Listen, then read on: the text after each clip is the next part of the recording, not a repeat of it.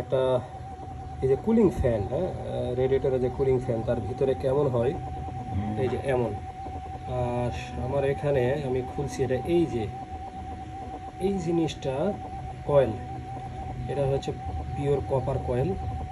তো এই কয়েলের এই জায়গাটা ঘষা লেগে লেগে পুরা কয়েলের উপরে আইসোলেশন না কি বলে এটাকে, ইনসুলেশন, সরি, ইনসুলেশন উঠে গেছে, পুরা ইনসুলেশনটা উঠে গেছে। এখন এখানে কি শর্ট সার্কিট হবে কিনা আমি জানি না, মানে সব জায়গার সমান আছে। এইটা কোথায় গেল, হ্যাঁ এটা উঠে গেছে, এটা ঘষা লাগছে এইটার সাথে, এই যে এই ঘষার যে দাগ, এই ঘষা লেগে লেগে এই জিনিসটা উঠে গেছে। আর এখন দেখেন পুরাটা ফ্রি, যে ফ্রি এটা ছিল না পুরাটা। এটা আমি তো সমস্ত কিছু খুলছি। এখন আমার কাছে টেনশন হচ্ছে এটার যে কার্বন, এই কার্বনটাকে আমি লাগাইতে পারবো কি না।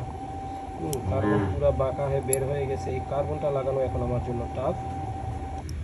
নর্মালি এই ব্রাশ মোটরগুলোতে এই কার্বনটা লাগানো, যারা অত্যাধিক এক্সপার্ট তারাই মূলত এটা লাগাইতে পারে, আমার জন্য হয়তো কষ্ট হয়ে যাবে। তো আমি চেষ্টা করবো এটা লাগাইতে পারি কিনা, যদি এটা লাগাইতে পারি আর যদি আমার এই জায়গার কয়েলটা ঠিক থাকে, দেখেন কতটা স্মুথ, দেখেন এমনি করে, তাহলে আমার কাজটা হয়ে যেতে পারে।